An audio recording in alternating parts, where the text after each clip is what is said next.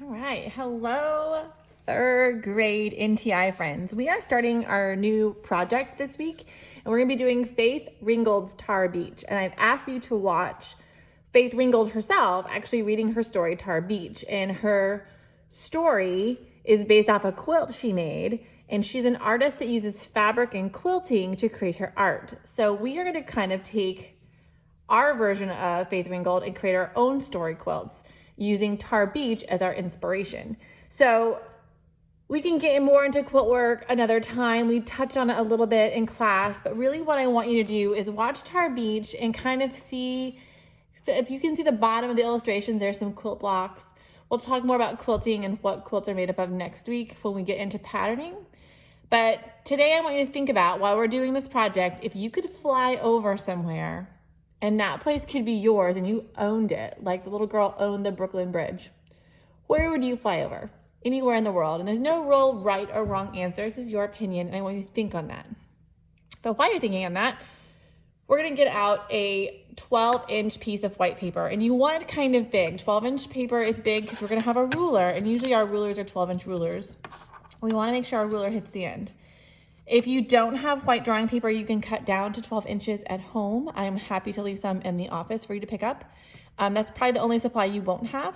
The other supply you need is you need a 12-inch ruler, a pencil with an eraser today, and that's probably all we're gonna get to in class. So what we're gonna do is we're gonna be using our ruler as a straight edge.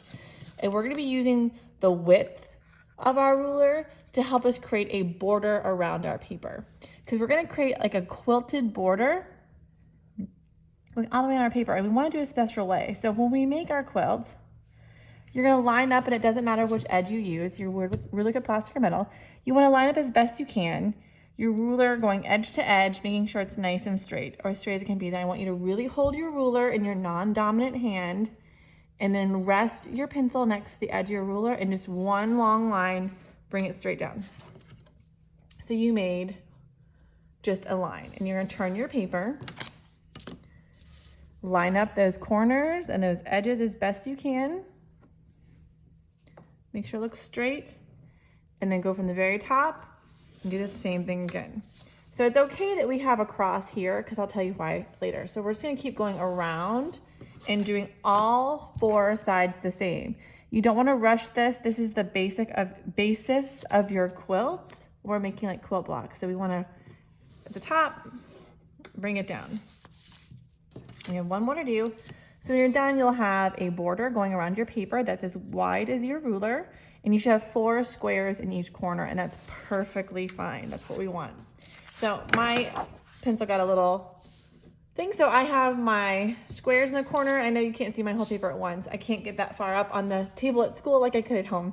So now we're gonna take this and we're gonna divide each border into smaller blocks for our quilt. So again, we're gonna use our ruler. We're gonna use our ruler as for the width. So I'm just gonna start down at the bottom. I'm gonna line up my ruler's edge on that one line. I'm gonna put my pencil at the top of that pencil border and draw straight down. So I'm making squares as wide as my ruler as many times as I can going across my paper. Try to line it up nice and neat. So move it over to the next pencil line and keep going. And this way, we're gonna have a really uniform and even border going all the way around, having different squares.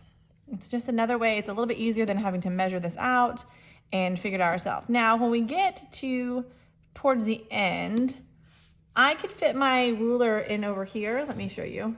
But I have just a little bit of space. So I'm just gonna leave it. I don't really mind that that one's a little bit bigger. That's okay. So I'm gonna keep doing the same thing at each border line. I'm gonna line up to that pencil line and go across. Now I'm not going all the way across, I'm doing it all the way at once. Yes, you probably could line it up and do a line here and skip and bring it down, but sometimes friends forget and draw a line through the middle, and we don't want any lines going through our middle. So whatever you are comfortable with, if you think you can carefully line it up and push a line going forward and skip and come down and do 2 at a time, that would save you time, but it's up to you. I don't mind going around because I think it helps me practice seeing and keeping my ruler straight.